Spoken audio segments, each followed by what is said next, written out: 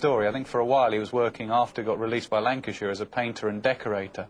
So that's from up of being given a central contract down, and now he's back up. So all credit to him, all credit to Surrey and the Butchers for seeing something in him and getting him back into first-class cricket. We picked him, as he talked about then, and gave him a central contract all those years ago.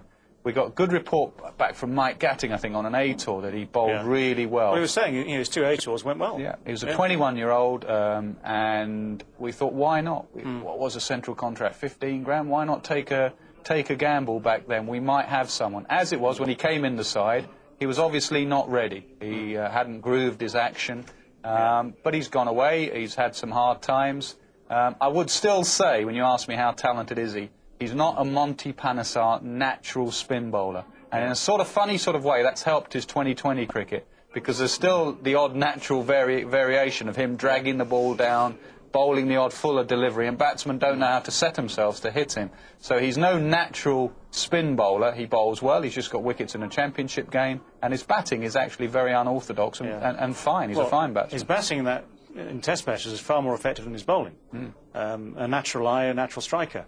Was there a feeling that this was the result of the search for the English Shane Warne?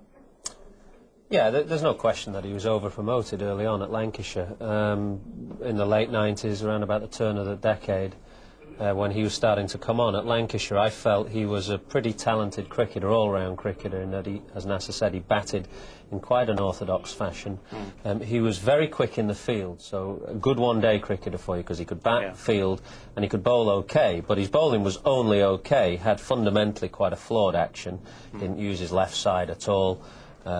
So problems with the action when the pressure was on, that he'd bowl a lot of bad deliveries. But he was working with Peter Sleep at Lancashire at the time, the former South Australian leg spinner, who he developed quite a good rapport with. Now, Peter Sleep also left Lancashire, and I don't think that was particularly good for Chris Schofield, because he didn't have anybody else to really bounce off at that stage. But there's no question that he was over-promoted.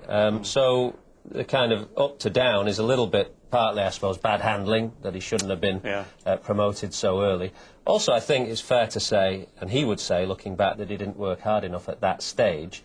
And I think, actually, getting, although you never like to see that, being removed by Lancashire, having to have worked away from cricket for a year or two, will probably stand him in good stead now, because he'll realise how lucky you are to be a professional cricketer, how you have to work your socks off to make the most of your talent.